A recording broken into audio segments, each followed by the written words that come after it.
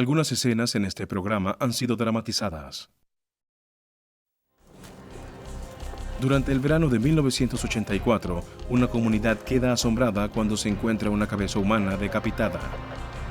En los días siguientes, se descubre un torso y unas piernas, suscitando el temor de que un brutal asesino anda suelto. Las autoridades acuden a las mejores mentes forenses del país para ayudar a identificar a la víctima. En un caso basado por completo en evidencia circunstancial, los fiscales buscan condenar por asesinato a un sospechoso improbable.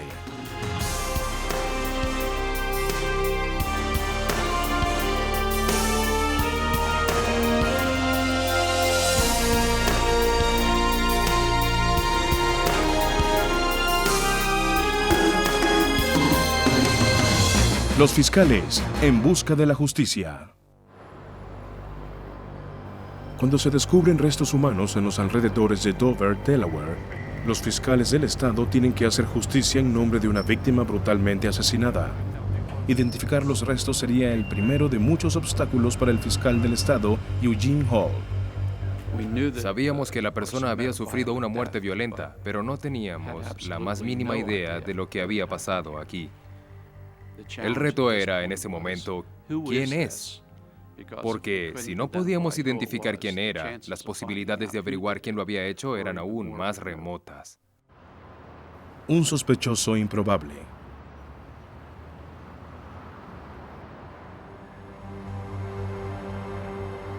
...9 de agosto de 1984, Dover, Delaware. Una mañana de verano calurosa y húmeda. Los trabajadores de mantenimiento en un complejo de apartamentos estaban investigando las quejas de que de un recipiente de basura salía un olor insoportable.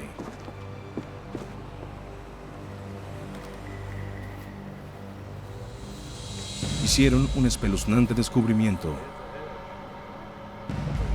El olor era causado por una cabeza humana que había sido cercenada. El fiscal Eugene Hall llegó con unos detectives para echar un vistazo de primera mano a la escena del crimen. Estar en la escena nos da una gran ventaja más tarde, cuando llega el momento del juicio, porque nunca se puede recrear lo que está ocurriendo en la escena o en el caso a medida que se desarrolla. Lo otro que se logra es que la policía aborda el caso desde el punto de vista de quién hizo esto, lo cual es muy importante. Pero para el fiscal, por qué alguien lo hizo también se torna importante. El fiscal comenzó a armar un caso de asesinato contra el asesino desconocido de una víctima desconocida.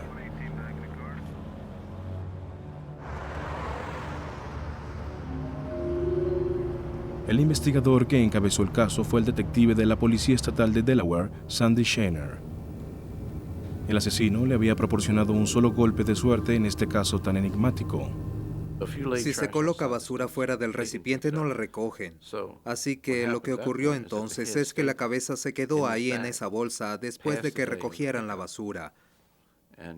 El asesino pensó, supongo, que si dejaba la bolsa cerca del recipiente la recogerían, pero eso fue un error de cálculo. No recogieron la bolsa, por lo que se quedó ahí. En la escena del crimen, el olor nauseabundo que sale de una caja se convierte en su propia pista.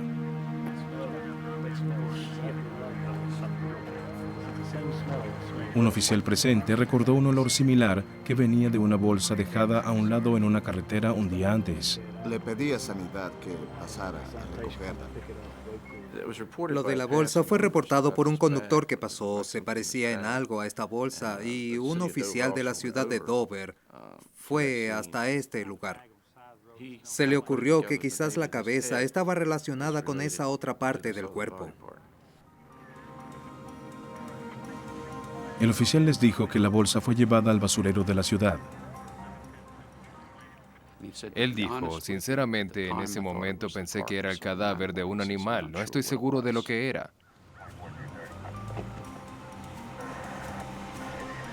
Los trabajadores de sanidad en el vertedero de Dover recordaban haber depositado la bolsa de basura porque habían tenido que hacer un viaje especial para recogerla.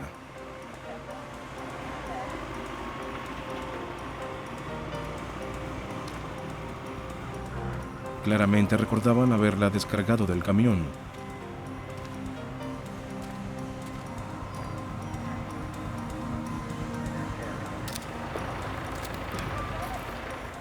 La bolsa de basura fue localizada 3 horas después de haberse encontrado la cabeza cercenada.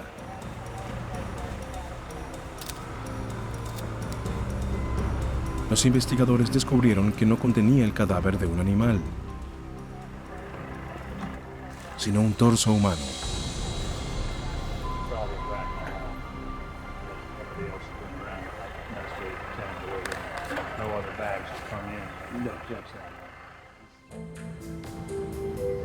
La cabeza y el torso fueron llevados a la oficina del forense del estado, donde el forense de Delaware, Dr. Ali Hameli, realizó una autopsia de los restos. Las autoridades esperaban que sus hallazgos los ayudaran a identificar a la víctima. El forense estimó que la muerte había ocurrido pocos días atrás. Era agosto. La temperatura estaba bastante alta y había mucha humedad. En esas condiciones, por supuesto, el proceso de descomposición se acelera. Por eso, en un periodo relativamente corto, de unos pocos días, el cuerpo estaba tan descompuesto que no se podía reconocer visualmente. No se podía determinar el color de los ojos. Era imposible identificar las huellas dactilares porque faltaban las manos del cuerpo. Y en 1984, las pruebas de ADN no estaban aún disponibles. Un examen de las muestras de tejido sí determinó que la cabeza y el torso eran de la misma víctima. Los restos también contenían pistas valiosas que indicaban la causa de la muerte. La muerte había sido causada por una bala que atravesó por la parte inferior de la cabeza y atravesó la columna. Determiné que la bala había entrado por la parte posterior de la cabeza, por el lado derecho, y pasó por el lado izquierdo del cuello y cercenó la parte superior de la columna cervical. El doctor Hameli concluyó que la víctima había sido desmembrada después de muerta para efectos de su eliminación. Determinó que los cortes en los huesos habían sido hechos por una sierra. La cabeza de la víctima contenía otra pista: una dentadura postiza completa. Esto ayudó al médico forense a estimar la edad de la víctima. Con base en su examen, el doctor Hameli les dio a las autoridades una descripción aproximada de la víctima. Sabía que era un hombre, sabía que era una persona blanca con una edad estimada entre 50 y 70 años. Informé a los policías que investigaban el caso y buscaron a una persona en el área de Dover que hubiera desaparecido durante ese periodo y tuviera características similares. Con base en el informe de la autopsia, los detectives trataron de cotejar la descripción de la víctima con una lista de personas desaparecidas. Buscamos a personas desaparecidas más allá de nuestra área y en otros estados, solo para ver quién había desaparecido en nuestra región y si había alguna similitud con los restos encontrados. Un hombre de raza blanca en un rango de edad entre los 40 y los 65 años, que desaparecido encaja con esa descripción.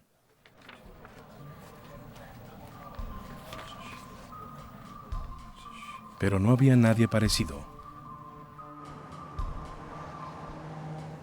Cuando se encontró la cabeza, eso instó a los investigadores a comenzar a explorar el área por si había alguna otra parte de este cuerpo en los alrededores. Dado que la cabeza se encontró cerca de un contenedor de basura, podría ser que hubiera otra parte del cuerpo cerca de otro contenedor. La bala encontrada en el cuello de la víctima fue enviada al FBI para su análisis.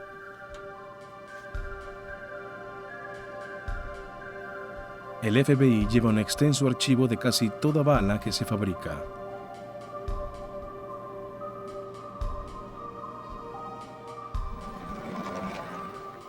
Los expertos en balística allí concluyeron que la bala era de calibre 38. Descubrieron un hecho revelador acerca de la bala que mató al hombre no identificado.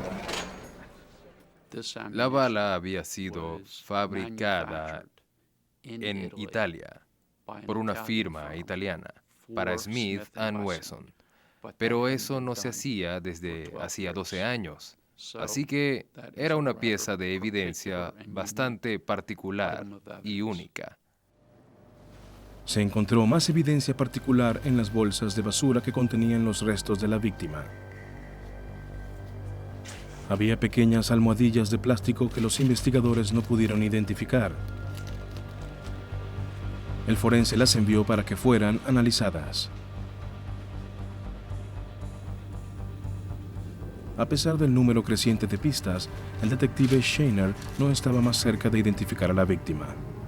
Al principio no confiaba en poder establecer la identidad de la víctima. No me sentía nada seguro. Sabía que esta iba a ser una prueba larga y metódica, para mí y para mis compañeros oficiales, y difícil de determinar porque no era algo que pudiéramos resolver en una semana o en un mes. Teníamos que ser perseverantes, continuar y seguir buscando. Con el tiempo, se descubrieron más pistas. En un sendero paralelo a la carretera se realizó el siguiente y desagradable descubrimiento. Una trotadora encontró una bolsa de basura con piernas humanas serruchadas en varios pedazos. Las piernas fueron llevadas a la oficina del médico forense. Lleven eso a la oficina del forense. Allí, el doctor Jameli concluyó que las piernas eran de la misma víctima, al igual que la cabeza y el torso.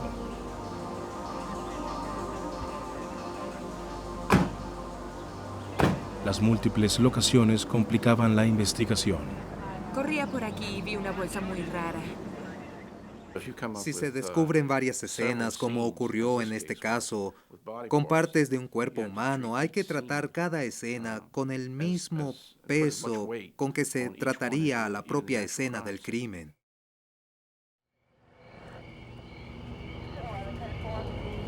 La policía realizó una búsqueda exhaustiva del área alrededor de la escena del crimen más reciente en busca de más evidencia. No se encontró nada.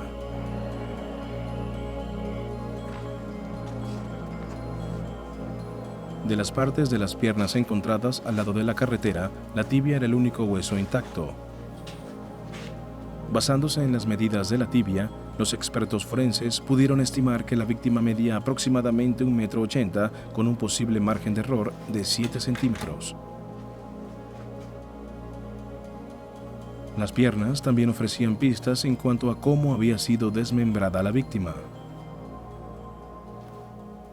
De hecho, en una de las piernas se podía ver en el hueso donde se había intentado serruchar la pierna y la sierra se había atascado. Así que cualquiera que fuera la sierra que se estaba usando, la hoja no estaba funcionando y alguien tuvo que procurarse otra hoja mejor como herramienta para cortar carne. E hizo un corte más limpio en las piernas y, de hecho, en el resto de las partes del cuerpo. En ese momento supe que no se trataba de un simple cuchillo de cocina, sino de algún tipo de herramienta para cortar carne. El caso llamó la atención de los medios. Los detectives esperaban que la publicidad proporcionara nuevas pistas. El hallazgo de las partes del cuerpo apareció en los periódicos y en las estaciones locales de televisión. Y un par de días después, una persona llamó al departamento de policía local y reportó que un empleado suyo no había ido a trabajar. El detective Shaner fue a un centro local para personas mayores para hacerle seguimiento al informe. Centro moderno para la tercera edad. El gerente del centro dijo que la apariencia de su empleado desaparecido parecía coincidir con la descripción aproximada del hombre asesinado reportado en la prensa. Los detectives esperaban que esta fuera la pista que al fin les ayudaría a identificar a la víctima. La policía estatal de Delaware había encontrado partes de un cuerpo humano diseminados por todo un condado. Se habían esforzado por identificar a la víctima y no tenían ninguna pista hasta que el gerente de un centro local para personas mayores reportó que uno de sus empleados había desaparecido. El gerente del centro dijo que la apariencia del empleado parecía coincidir con la descripción de la víctima reportada en la prensa local. El empleado desaparecido trabajaba como cocinero. Se llamaba William Shipley. El gerente explicó que 2 semanas antes, la esposa de William Shipley llamó al centro para decir que su esposo se iba a retirar sin previo aviso. Aunque eran amigos, el gerente dijo que no había visto ni sabido de Shipley desde entonces. Ella mencionó que él se había ido en su Cougar. El expediente de trabajo de William Shipley indicaba que había trabajado durante 20 años en el cuerpo policial de Baltimore. Se había jubilado hacía 10 años. Si la víctima en verdad era William Shipley, el fiscal Eugene Hall tendría que tomar en cuenta su carrera como policía. La policía revisaría minuciosamente los casos en el pasado de Shipley para determinar si hubo o no contacto con alguien con suficientes razones para matarlo. Para los investigadores, el hecho de que el cuerpo hubiera sido desmembrado hacía que fuera poco probable que el asesino fuera alguien del pasado de Shipley actuando por venganza. Si alguien tenía la venganza como motivo, no se hubiera tomado el tiempo para deshacerse del cuerpo, cortándolo y dejándolo en lugares distintos. Simplemente hubiera cometido el crimen y dejado el cuerpo donde estaba. El detective Shainer estudió los apuntes de su conversación con el jefe de William Shipley. La esposa de Shipley le dijo al gerente que su esposo la había abandonado después de una pelea, yéndose en su Mercury Cougar de 1978. Pero el gerente estaba seguro de que William Shipley había vendido el auto varias semanas antes de su desaparición. ¿Cómo le va, señor? ¿Quiere comprar un auto? El detective fue al concesionario donde el gerente dijo que Shipley había vendido su auto. ¿Podría responderme una pregunta acerca de un Cougar? Un vendedor confirmó que William Shipley había cambiado el Mercury Cougar azul por un Oldsmobile blanco. ¿Lo recuerda? Sí, señor. Era un Cougar azul. Está por allí. ¿Quiere verlo? Vamos. El Cougar estaba en el solar del concesionario desde hacía un mes, por lo que Shipley no pudo haberse ido en él cuando su esposa alegó que lo había hecho. Encontrar el auto fue el primer golpe de suerte importante en la investigación del detective Shainer. A veces lo que se necesita es suerte. La gran suerte de encontrar ese auto en el estacionamiento de ese concesionario vendido, ya no de su propiedad. La aparente contradicción en lo que la señora Shipley le había dicho al gerente de su esposo fue suficiente para que el detective Shainer quisiera hablar con ella personalmente.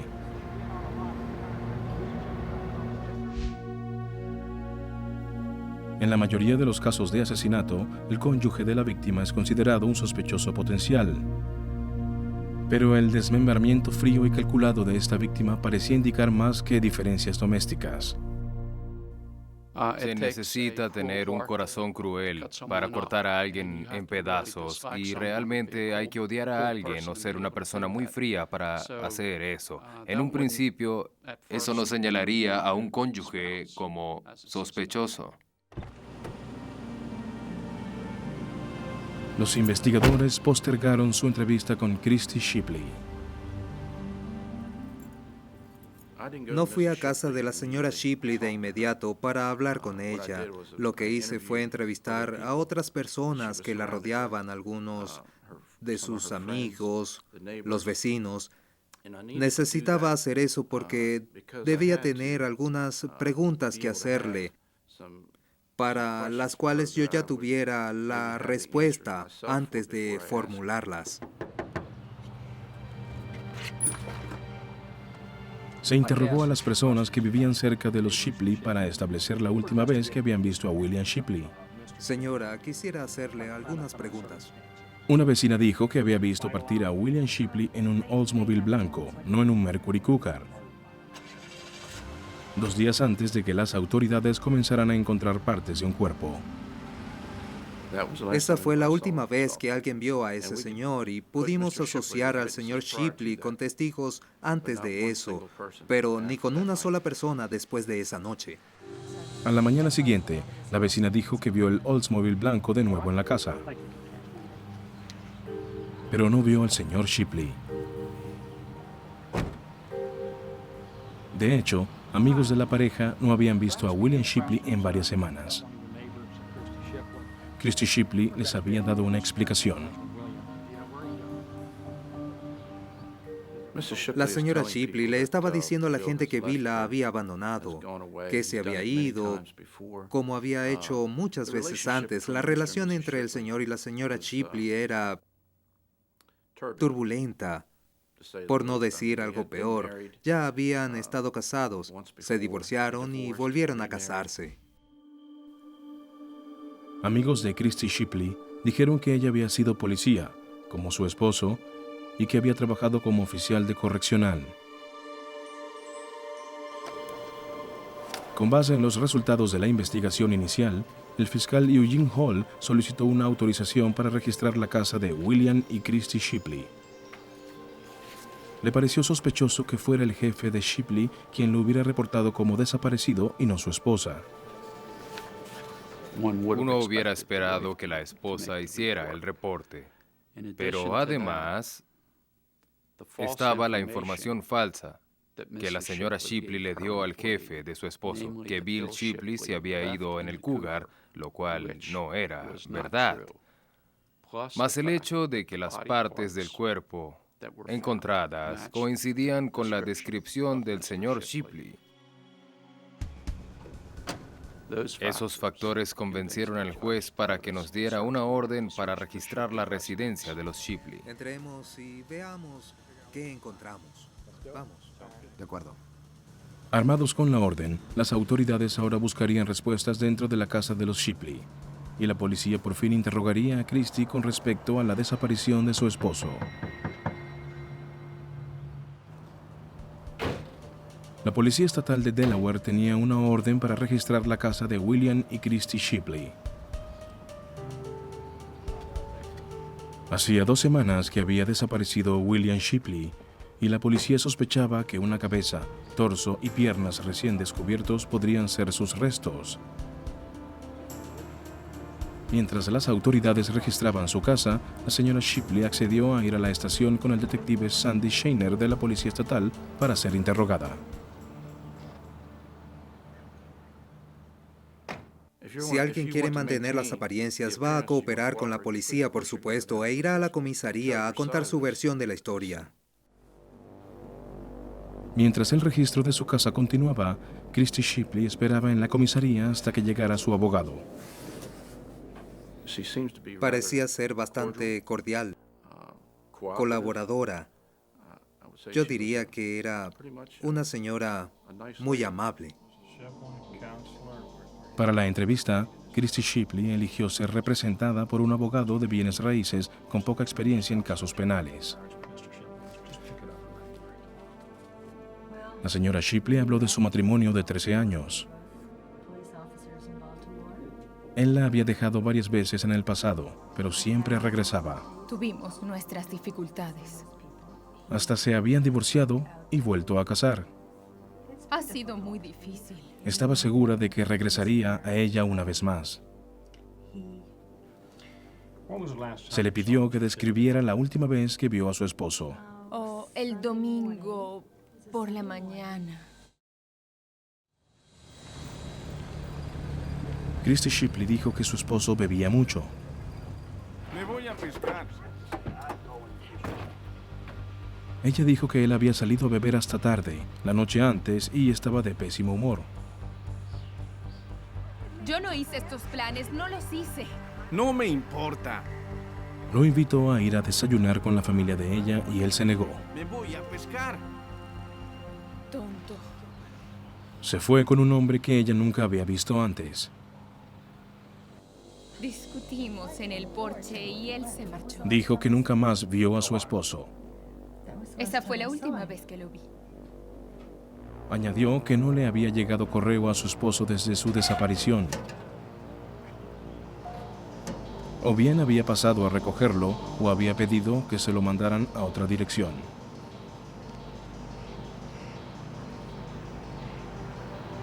También informó que al llegar a casa por la noche, en alguna ocasión, había encontrado las luces encendidas y la puerta abierta. Ella creía que su esposo venía a la casa y se llevaba ropa y otras cosas cuando ella no estaba. Él se ha marchado por lo menos 7 veces. Todo esto, dijo, era cónsono con las otras veces que la había dejado.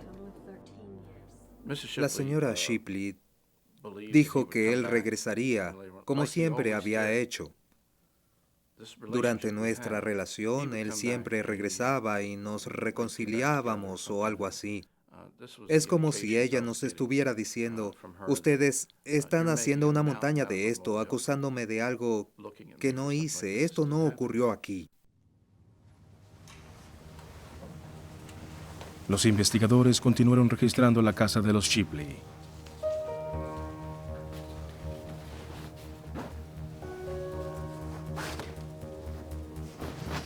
La policía no tardó mucho en encontrar evidencia contundente, Mira esto. incluyendo un hueco grande en un colchón. Vamos a tomar una foto. El círculo en los bordes exteriores del hueco tenía una mancha marrón rojizo. Manchas similares aparecían en otras partes del colchón.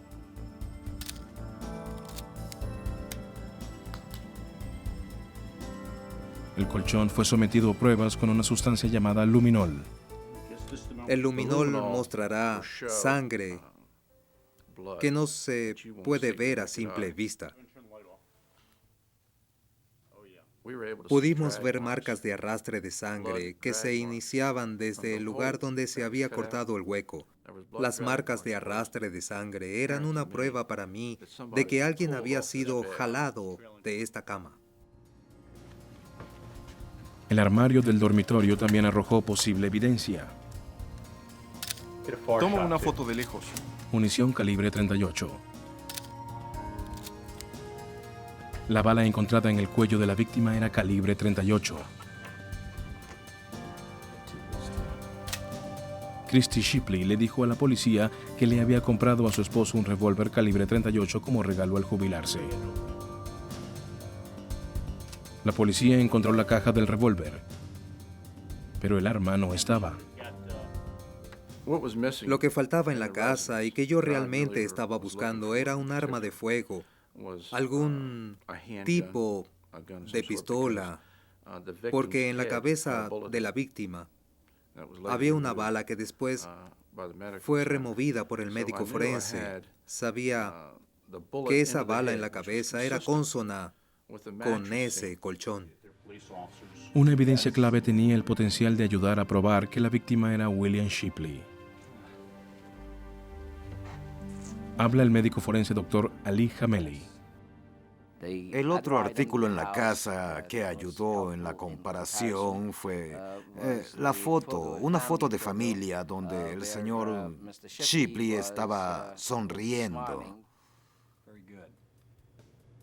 Comparando la dentadura postiza encontrada en los restos con la foto, ayudaría a probar que la víctima en verdad era William Shipley.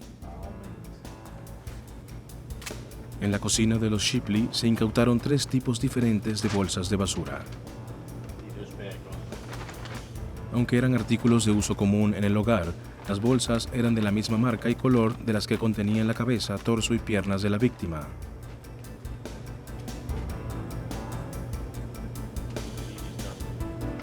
La policía registró la casa buscando cualquier cosa que pudiera haber sido utilizada para desmembrar a la víctima.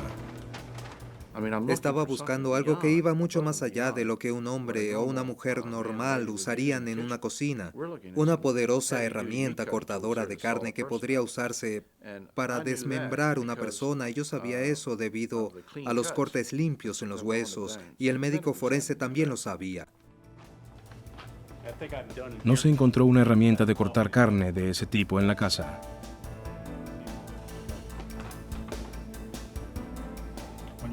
El detective Shainer recibió informes telefónicos sobre el registro hecho en la casa de la señora Shipley. Él estaba listo para confrontar la historia de Christy Shipley con los hechos recopilados previamente en su investigación. La mejor entrevista que puedes hacer es aquella donde tú sabes las respuestas antes de hacer las preguntas, y yo tenía las respuestas a algunos de los puntos antes de preguntárselos. Sabía que le convenía responder. Los detectives indicaron que William Shipley no había recogido su último pago ni había pedido que le mandaran su pensión como policía de Baltimore a otra dirección. ¿Y por qué no había recogido su último pago? La señora Shipley no tenía una explicación.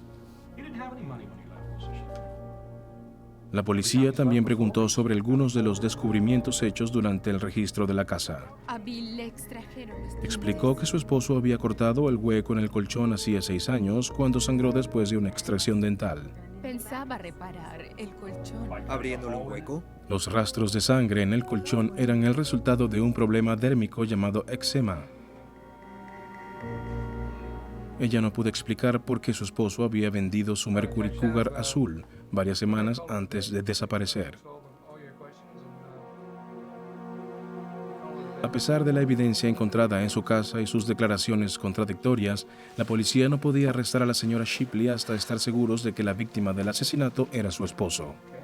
Tenía una escena del crimen en la casa de la señora Shipley y no la podía apresar ahí mismo.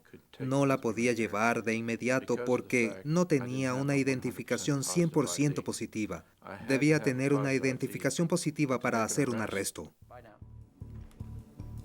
Para identificar positivamente a la víctima, el Dr. Jameli envió gran parte de la evidencia a expertos externos y al FBI para su análisis. Meses más tarde, se recopilaron los informes forenses.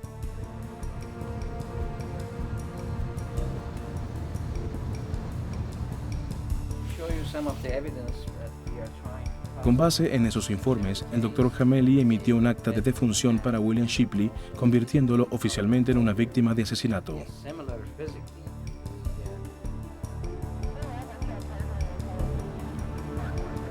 Christy Shipley fue acusada de asesinato en primer grado.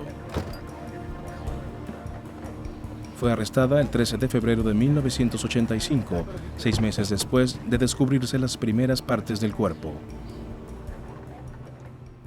Después de que la evidencia encontrada en la casa fuera examinada por los expertos y que determináramos que sin duda la víctima era William Shipley y que su esposa lo había asesinado, estábamos en condiciones de iniciar el proceso. Pero antes de que la fiscalía pudiera probarle a un jurado que ella era culpable, tendría que demostrar que William Shipley estaba muerto, a pesar de los informes de que recientemente había sido visto vivo.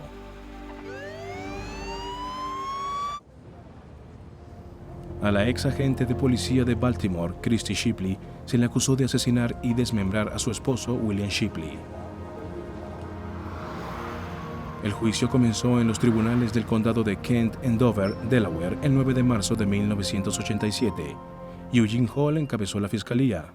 Era nuestra intención presentar en forma comprensible la evidencia que habíamos obtenido y demostrar sin lugar a dudas que la cabeza pertenecía a William Shipley. Y una vez que se identificara a la víctima, probar con toda certeza que había sido asesinada en el dormitorio principal de William Shipley. De hecho, ¿usted trabajó con otras agencias?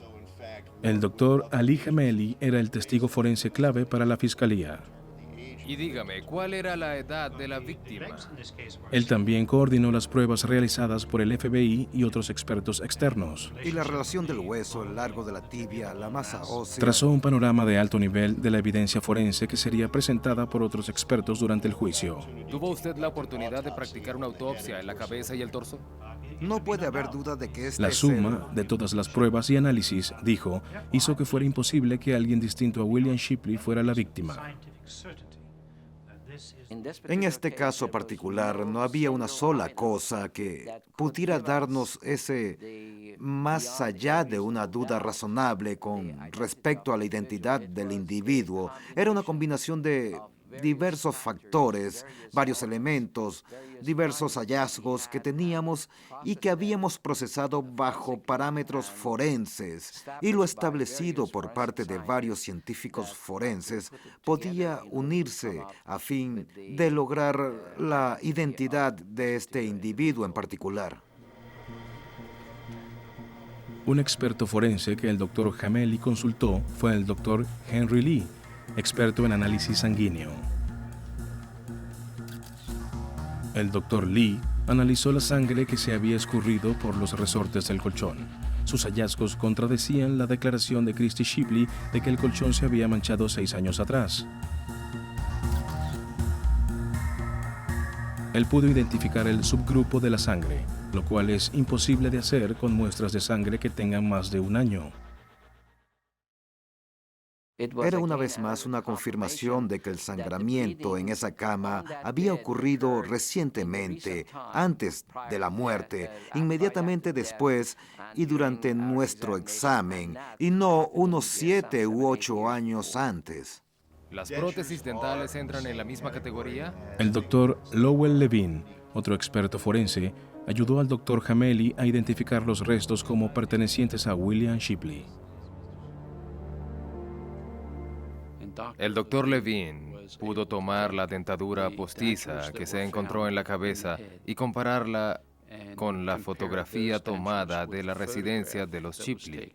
La fotografía de 16 por 20, donde el señor Shipley estaba sonriendo. Encargó una ampliación de la fotografía y pudo encontrar marcas inimitables visibles en la foto y en la dentadura postiza que le permitían decir que la dentadura postiza que tenía en sus manos durante el juicio y la dentadura que aparecía en la foto eran idénticas. El doctor Levine estaba tan confiado que atestiguó que sus pruebas por sí solas probaban que la víctima era William Shipley. Luego, un examinador del laboratorio del FBI atestiguó sobre las pruebas de balística que realizó. Había una bala en la cabeza del señor Shipley. Esa bala fue comparada con una bala que se encontró en una repisa del dormitorio de los Shipley. Lo primero que hacemos se parece mucho a una receta. El examinador atestiguó que ambas balas eran de calibre 38 y hechas para Smith & Wesson por una compañía italiana. Tal como sería un pastel. Ese tipo de bala no se fabricaba desde hacía más de 12 años. Él redujo el plomo en esas 2 balas a su composición elemental y determinó que la composición de las mismas era idéntica. De hecho, tan idéntica que podía decir que ambas balas habían sido vertidas de la misma cuba.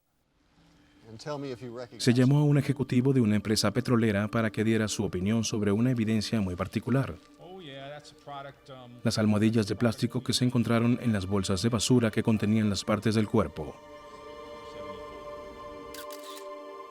Las mismas almohadillas fueron encontradas en la cocina de los Shipley durante el registro de la casa. Les tomó meses a los investigadores determinar lo que eran. Nos enteramos que estas almohadillas eran una combinación de insecticida y desodorante que Shell estaba probando para ver si sería algo que interesaría o no a los consumidores. Las almohadillas habían sido probadas en unos pocos mercados y se habían descontinuado hacía casi una década. Esta era otra pieza de evidencia que enlazaba la casa de los Shipley con la víctima de asesinato. Estuvo disponible a nivel nacional por un breve periodo. Se vendió a prueba en los estados de la costa atlántica. ¿Esta caja? Sí, es similar. El caso del Estado fue apoyado por el testimonio de personas que conocían a Christie y William Shipley. La propietaria de una licorería atestiguó que la señora Shipley había dispuesto llevarse unas cajas vacías, una de las cuales era de vino espumante, del tamaño exacto y de la misma marca de aquella en que se encontró la cabeza de la víctima. Señorita Brown, puede retirarse. Los fiscales estaban seguros de que la evidencia presentada, si bien circunstancial, era lo suficientemente sólida como para resistir cualquier reto de la defensa. Después de 9 semanas, la fiscalía terminó la presentación de sus pruebas. Pensé que solo si Bill Shipley entraba caminando a la corte, se obtendría una absolución. Ahora le tocaba a la defensa presentar su caso. Señorita Hoffman, ¿desde cuándo conoce usted a Bill Shipley? 6 años. Combatieron la evidencia forense de que William Shipley estaba muerto con un informe de un testigo ocular que alegaba que aún estaba vivo. Soy amiga de la familia. ¿Cuándo fue la última vez que usted vio realmente a Bill Shipley? Un testigo frecuentemente asistía a juegos de bingo en el centro para personas mayores donde William Shipley trabajaba. ¿Cómo le va hoy, señor? Bien, gracias. Ella alegaba haberlo visto vivo en 1986, 2 años después de que supuestamente había sido asesinado. La testigo dijo que Shipley llevaba puesta una chaqueta beige. Está bien. Su cabello parecía más claro, con un viso rojizo. Ella estaba demasiado asombrada para hablarle. Gracias. Estaba impactada. La testigo se presentó después de que leyó que estaban seleccionando el jurado para el juicio de Christie Shipley. Ella dijo que no tenía ninguna duda de que el hombre que había visto era William Shipley.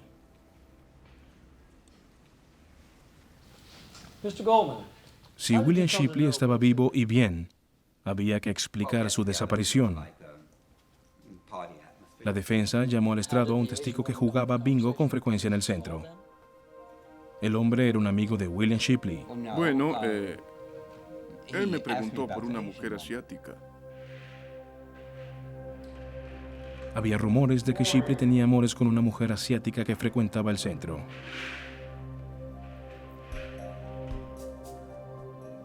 El testigo le preguntó a Shipley si tenía o no amores con la mujer.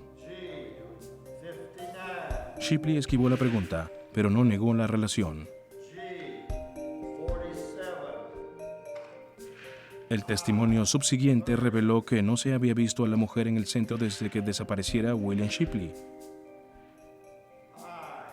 Nadie sabía su nombre ni dónde estaba. Su señoría, la defensa quisiera llamar al estrado a la señora Christie Shipley. La defensa alegaba que William Shipley estaba vivo y se había ido con otra mujer. Llamaron a Christie Shipley al estrado. Creían que ella podría convencer al jurado de que era inocente. Christie Shipley fue acusada de asesinar a su esposo, William Shipley, y de desmembrar su cuerpo. Subió al estrado en su propia defensa. Pero la perjudicaba la declaración que le había hecho la policía antes de ser arrestada. ¿Segura decir la verdad, toda la verdad y nada más que la verdad? Lo juro. El abogado del estado, Eugene Hall, fue el líder de la fiscalía. Cuando subió al estrado, lo único que podía hacer era mantener lo que ya había dicho o simplemente se hundiría cada vez más. Pero de no habernos hecho una declaración antes, quizás la defensa no la hubiera llamado, pero casi tuvieron que hacerlo a esas alturas del caso. En su matrimonio, ¿ha habido alguna vez una época en que el señor Shipley no estuviera presente? Christie Shipley atestiguó que la desaparición de su esposo era la octava en una serie de vacaciones que él había tomado de su matrimonio.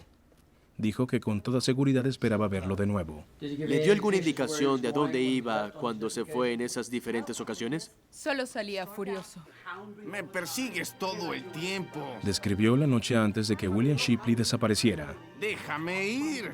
Discutieron. Se acabó, se acabó. Dijo que se quitó la alianza, la dejó y se fue. Adiós.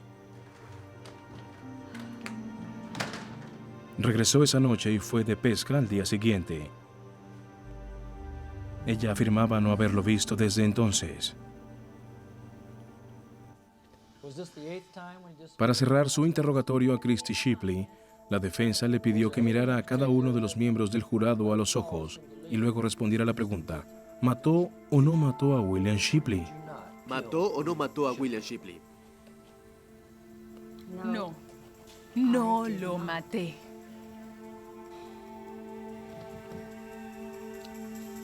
Gracias. No más preguntas. Al comenzar su contrainterrogatorio, la fiscalía temía que el entrenamiento policial de Christy Shipley la convirtiera en un testigo difícil. El cofiscal Ferris Wharton contrainterrogó a la señora Shipley. Era una oficial de policía jubilada y una exoficial de correccional. No ocurre con mucha frecuencia que se contrainterrogue a personas con esa preparación que han sido acusadas de un crimen. La fiscalía creía que la señora Shipley había desmembrado a su esposo para deshacerse más fácilmente de su cuerpo. Usted insiste. Su teoría era que ella había usado una sierra de carne que el hijo de William Shipley le había regalado a su padre. Su hijo, también llamado Bill Shipley, era carnicero y le había regalado a su padre, Bill Shipley, la víctima, una sierra para cortar carne, para que pudiera usarla en el centro para personas mayores. Al principio del juicio, el gerente del centro había atestiguado que William Shipley generalmente se llevaba la sierra a la casa de noche para que no se la robaran. No sé si lo hacía o no. Negó haber visto alguna vez la sierra de carne. ¿Cómo llegó la sangre a su colchón, señora Shipley? La señora Shipley repitió su historia de que las manchas de sangre en el colchón provenían de la extracción dental de su esposo y de su enfermedad de la piel.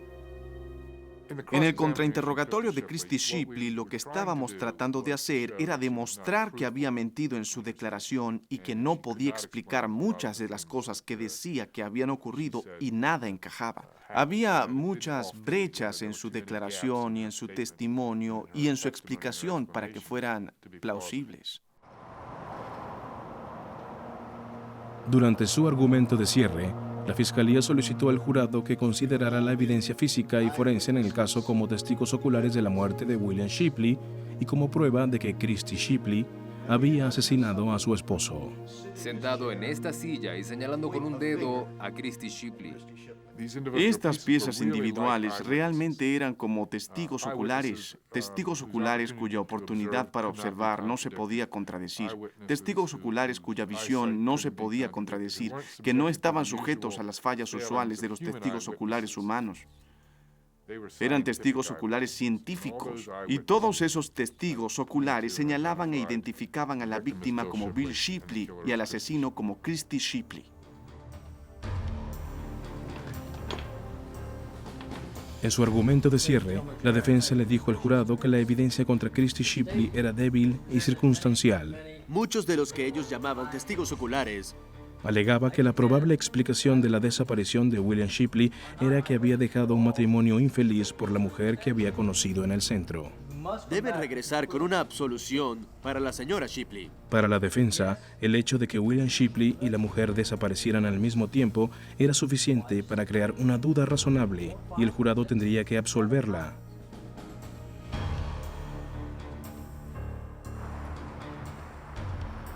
Después de 5 horas, el jurado regresó con una decisión.